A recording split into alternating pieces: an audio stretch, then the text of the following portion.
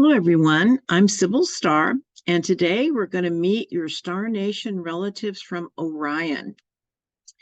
As we are in the ascension process known as the Great Shift, our consciousness is opening and expanding, and with that comes a remembering. We are multidimensional beings having an experience of separation from Source, but the true reality is that we have never left. It is just our experience of separation and that of an aspect or a fractal of the one. Part of the 3D reality is the third dimensional reality is to forget that we are source, that we have never left the source of all creation. Now is a time of remembering who we are, that we are multidimensional beings having experiences in different realities and different dimensions. There is the true reality is that there is no past or present, only now, but different timelines. We also have families and other star nations, as well as a starseed lineage.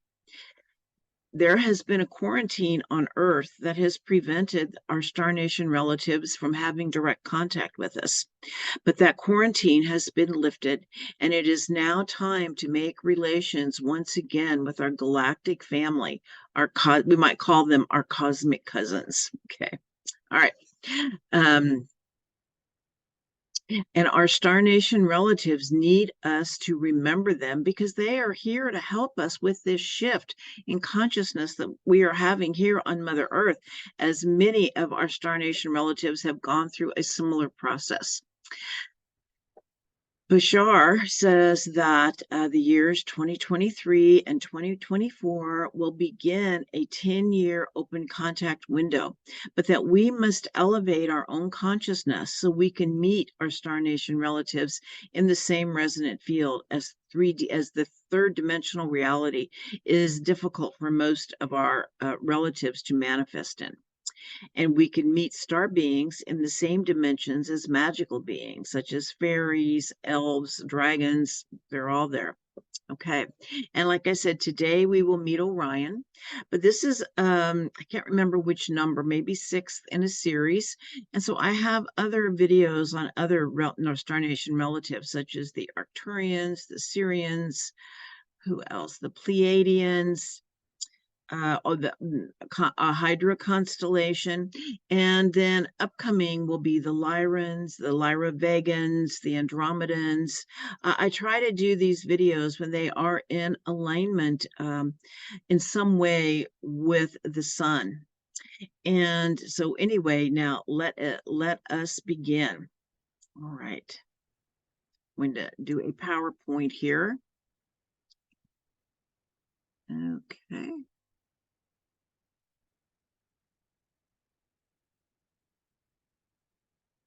All right, here we are. Let me get my image down here. All right, so meet your Star Nation relatives of Orion. And of course, here is the constellation of Orion. You can see that we have him as a hunter. He is very recognizable as the shape of a man. Now, I seldom see his arm or his shield, but the centerpiece that looks like a man is one of the most visible and recognizable star constellations. And you can always find him by the Belt of Orion, where these 3 stars line up almost perfectly. Orion the Hunter is arguably the most recognizable constellation in the world. Orion lies on the celestial equator, making it visible from both the northern and the southern hemispheres. Orion's shape is easy to pick out because of its many bright stars and signature belt. These 3 stars that are close together. So this first image here is something in my eye. This first image here is how he actually will look in the sky to us. These 3 bright belt stars, and then you've got the other stars here. That this is like the what is that? The left shoulder, the right shoulder, the left knee and the right knee. It's right, yeah, right knee, right shoulder, left shoulder, left knee. Okay, and here's the belt, and then these three are what is called his sword, and within that is the Orion Nebula. Okay.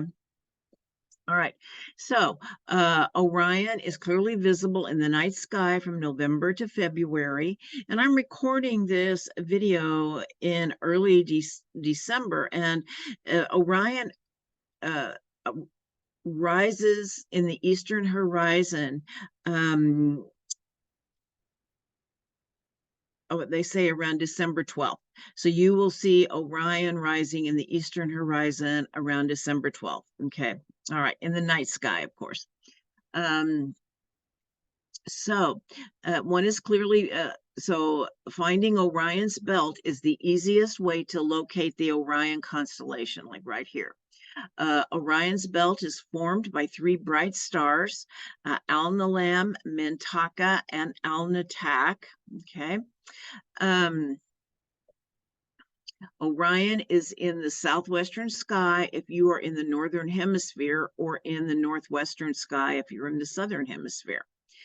This constellation contains 10 formally named stars. The stars' names approved by the International Astronomical Union are Alnilam, Alnitak. I'll see if I can point them out to you. Oh, actually, I've got a better image right here. Okay, this one down here has the names with it. So here we've got Betelgeuse, we've got Maesa, Bellatrix. Many of you Harry Potter fans might be familiar with that name. Rigel. This is called Saiph. And then here are the three belt stars. We've got Alnitak is the first one, the second one is Alnilam, and the third one is Mintaka. Okay, and then here are the stars of the belt and the Orion's Nebula. Okay, all right. Orion is the 26th constellation in size, occupying an area of 594 square degrees. It's a huge constellation with many stars. The brightest star, and I'm going to show you the stars here. The brightest star in Orion is the bluish, this star right here, and here it is right here, Rigel, okay, which marks his western knee or foot. Rigel is a blue supergiant, 770 light years away with a magnitude of 0.2. Rigel is the seventh brightest star in the entire sky. The star marking the other knee of the foot of Orion is called Saiph, S-A-I-P-H, a magnitude of a 2.1 star. It's a blue supergiant and 720 years away. There's Saiph right there, okay? The second brightest star in Orion is the reddish-orange Betelgeuse, which is this right here. He's also huge, which marks one shoulder. Betelgeuse is the 10th brightest star in the sky at a magnitude of 0.5.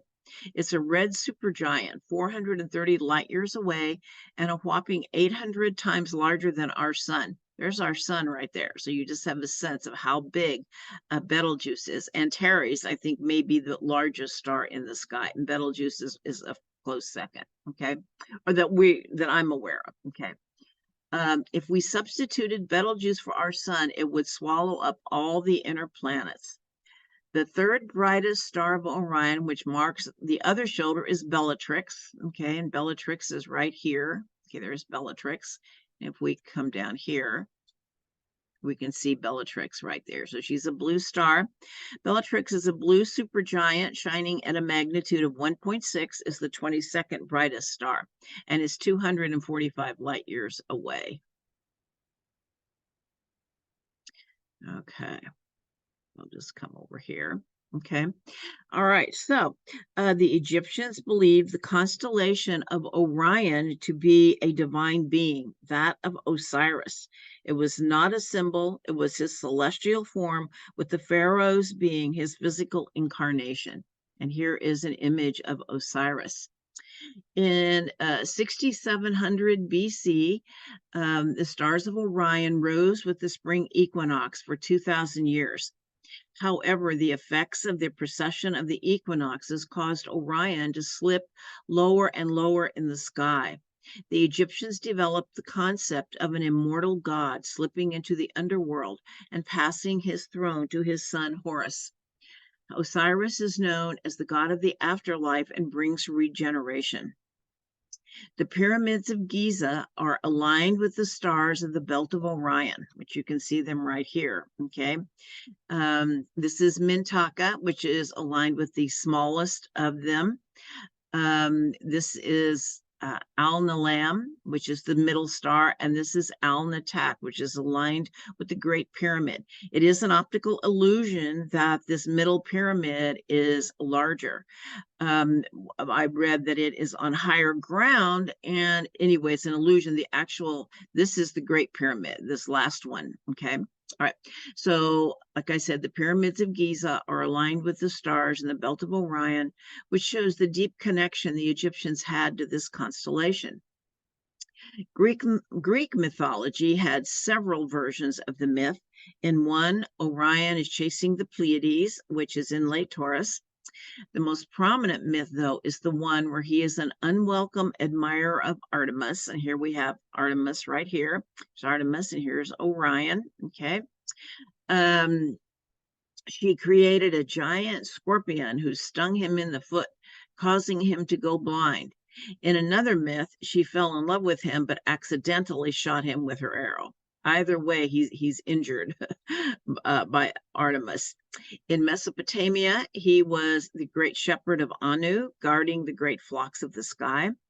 And Orion is a well-known constellation in many cultures. In Australia, the stars forming Orion's belt and sword are sometimes called the pot or the saucepan. In South Africa, the three stars of Orion's belt are known as the Three Kings. In Spain and Latin America, the stars are called Las Tres Marias, or the Three Marys. Okay.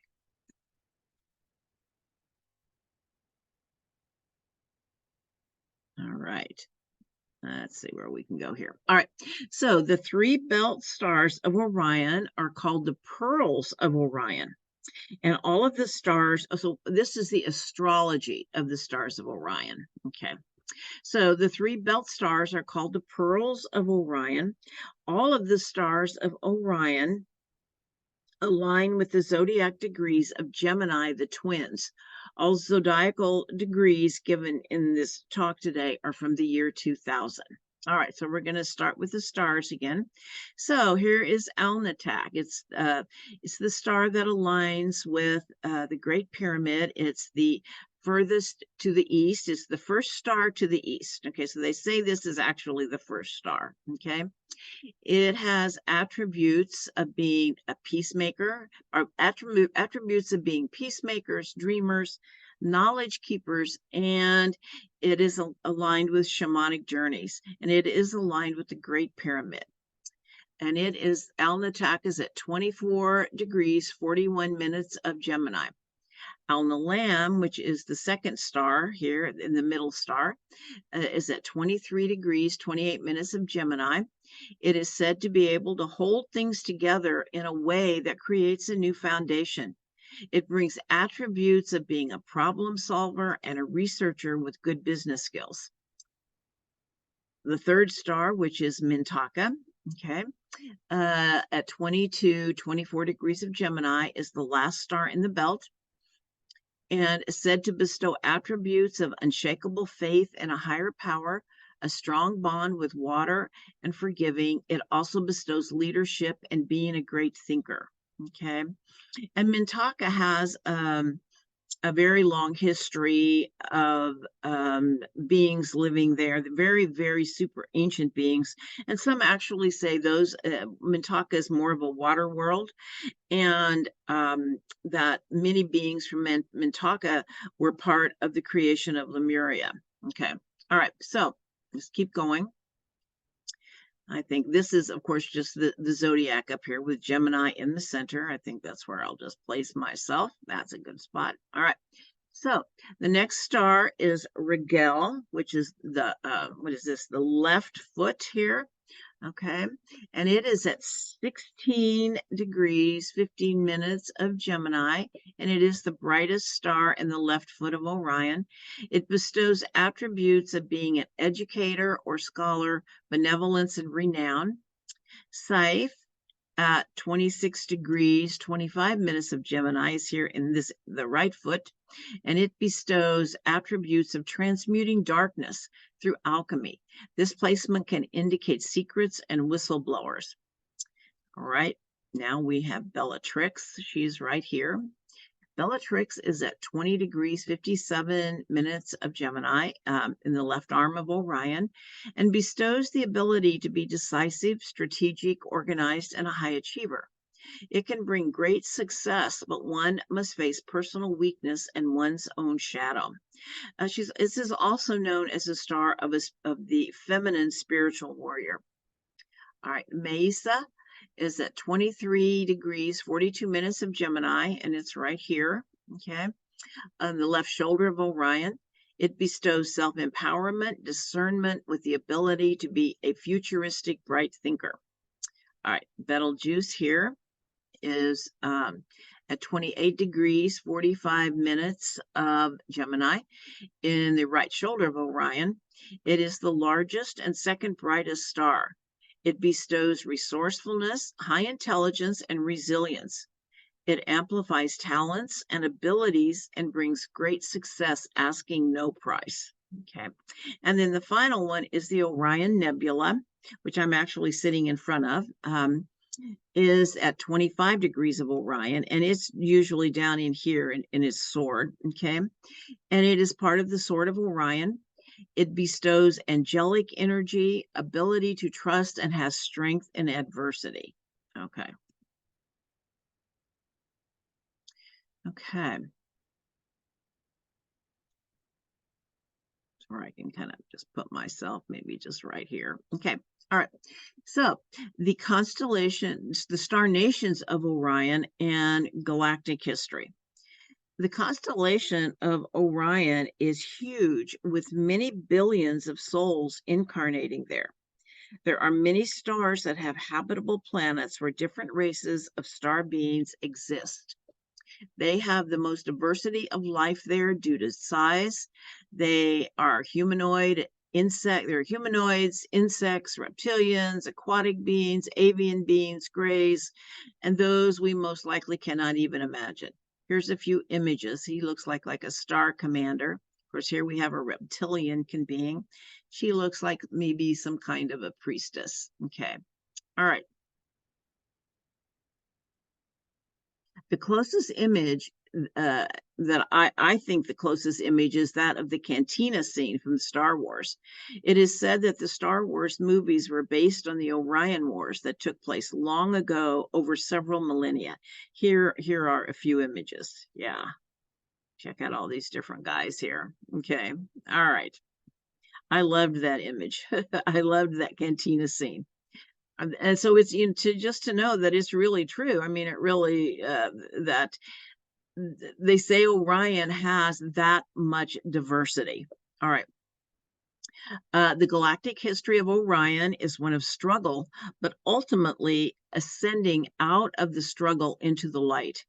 We are feeling the echoes of the Orion Wars here on Earth now and are going through a similar process. Polarity consciousness, and here's the galactic history. Polarity consciousness in the form of war broke out in the constellation of Lyra billions of years ago between the Lyrans and the reptilians from Draco. Eventually, several planets in the Lyra system were destroyed, and these Lyrans became refugees. The Lyrans were explorers with advanced technology, and they traveled to the Orion constellation, where they colonized several of the planets there. The beings from Draco followed them there, and the war continued. Okay.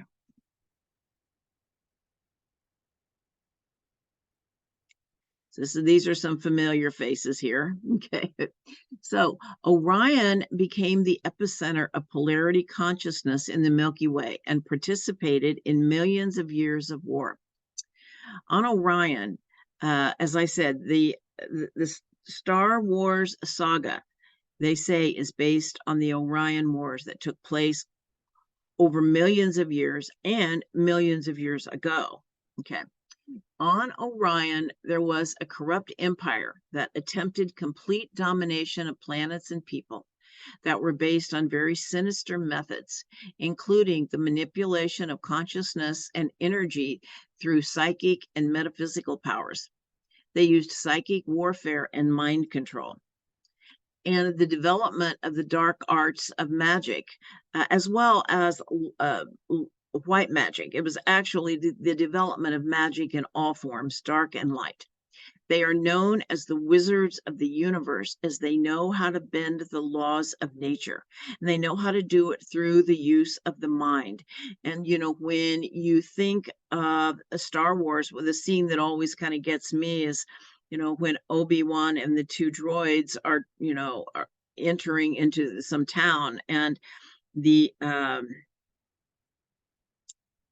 Empire guards are there checking ID, and Obi-Wan says, waves his hand and says, these are not the droids you are looking for. So there's this mind control. The use of the mind by the Orions is what they're known for. The complete development of all the things the mind can do. Okay. All right. Some of the most advanced spiritual beings in the whole galaxy were here.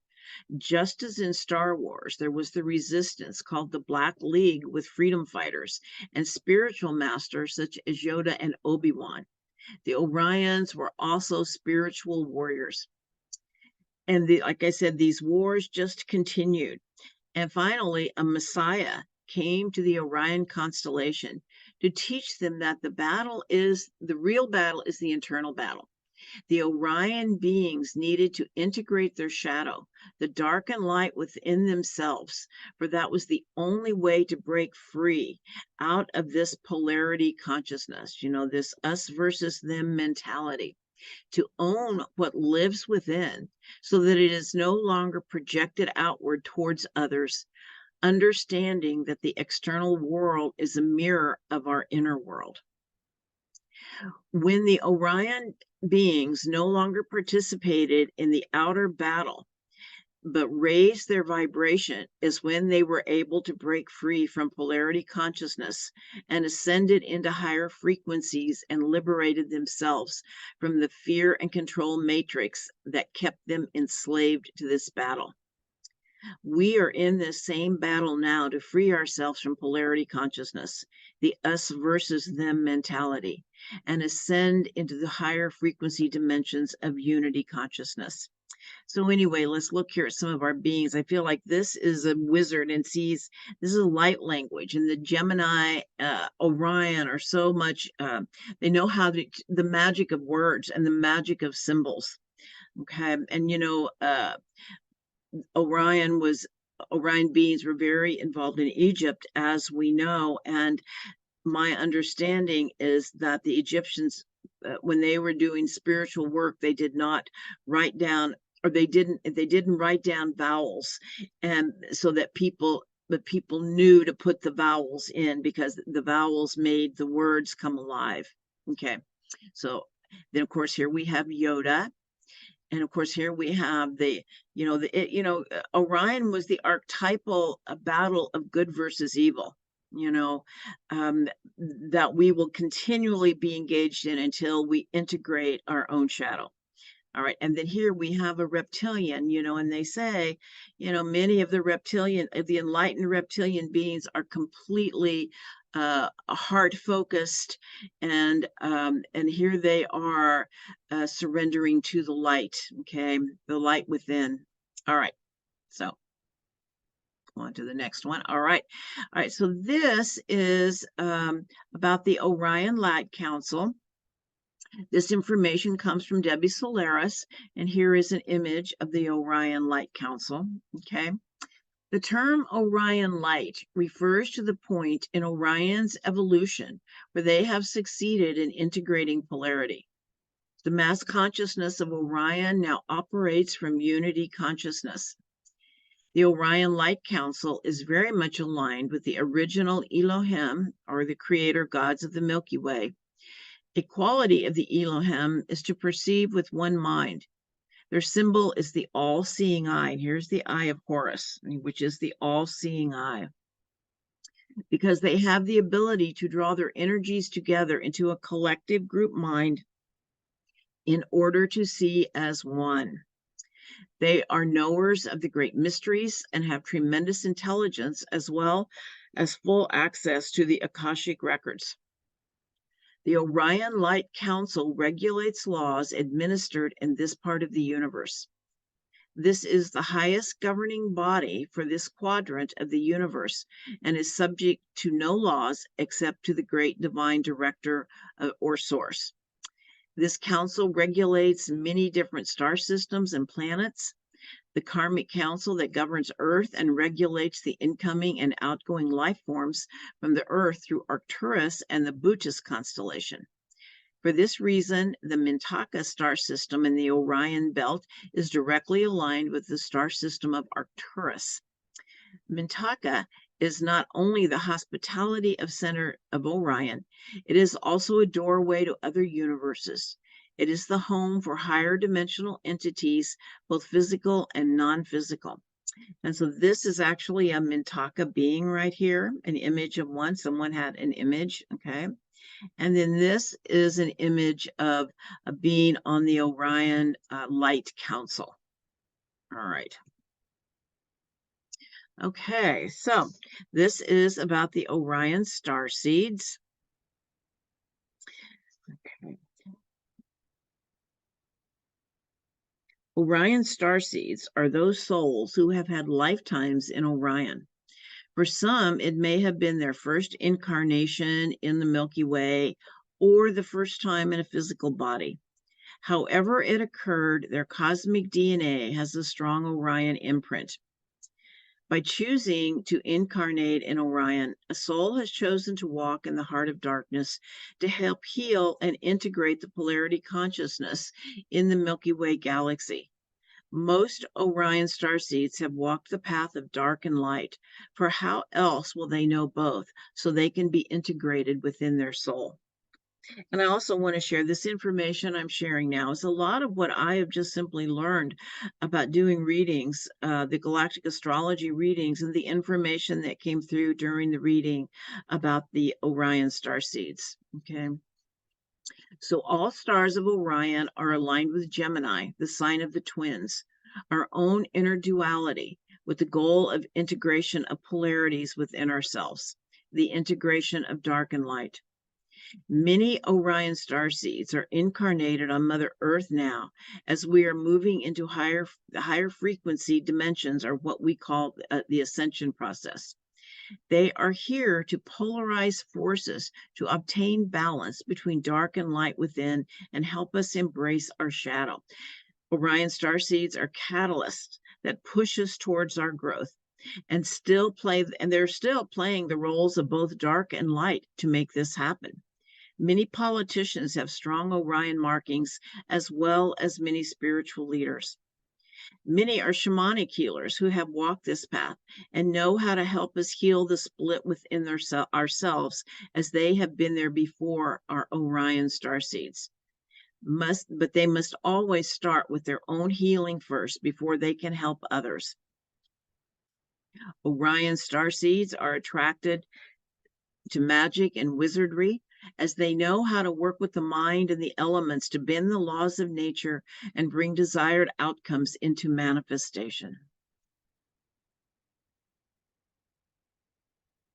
So here are some Orion starseed traits, okay?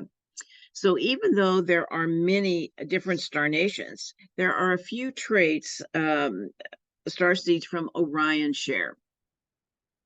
An insatiable thirst for knowledge. They're great manifestors. They're fiercely independent. They value alone time. The compassionate activist with a strong moral compass. Maybe overthinkers. They struggle to trust others. They can be practical and logical, as well as passionate and intense. They use both sides of their brain.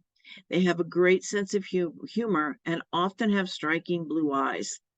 And here are some potential health conditions, according to Debbie Solaris. Orion health conditions, heart conditions, and stroke, as they carry a lot of anger issues from the past from being enslaved. Okay, anger management, meditations, akashic clearings, shadow work is important. They need a meat-based diet, but when they start to ascend, they may do better on plant-based diets. Okay. Okay, and here is the Orion Nebula. This is the most recent image. It came from the James Webb Telescope. To me, it looks like a heart with wings, okay? Even though it's not exactly a heart, it looks like a heart to me with this light in the center, okay? And they say this is where the portal is. It is believed to be a portal from the angelic realm into the Milky Way galaxy. To me, like I said, it looks like a heart with wings. All right, kind of, yeah. Anyway, many star seeds from Orion are here on Mother Earth at, at this time of the great shift to help with the ascension process of Mother Earth and humanity. Orion is the most easily identified star system in our galaxy due to the pronounced shape of a human that the stars make. As we say, as above, so below, Orion is one of our most profound teachers. If you have always felt a connection to Orion, you might be an Orion starseed. If you have planets that align with the stars of Orion, either by conjunction or opposition, you might be an Orion starseed. Orion is the most visible from November through February, so go out and connect with the Orion constellation, as there may be messages for you during that time. All right, blessings to you all. All right, so now I'm going to talk about the galactic astrology that I do in case you are interested. So anyway, so what we do in galactic astrology is we take your natal chart. We have this person's natal chart. It's kind of hard to see, but she has a sun over here at 27 degrees of Gemini, and she has an ascendant at 0 degrees Cancer. Okay. And so we come over here, and what we do is we look at the fixed stars that are aligned with these different planets. And so, and in what constellation. So this person, she has, like I said, here's her sun at 27 degrees, 50 minutes of Gemini. And it is actually conjunct the star Polaris, the star Polaris in Ursa Minor. It's also conjunct Betelgeuse here, okay? And her ascendant is conjunct Betelgeuse. And so she has lots of other things going on as well. But she definitely would have, I would say she's got a very strong Orion starseed marking. She's got some other things too. But anyway, so if you're interested, you can contact me here at www.sibylstar.com. Okay. And so just to kind of wrap it up, could you be an Orion starseed? You can find out with the Galactic Astrology Starseed reading with me, Sibyl Star. So many blessings to you on your journey. All right. Namaste to all. All right. Have a wonderful holiday season. All right. Bye.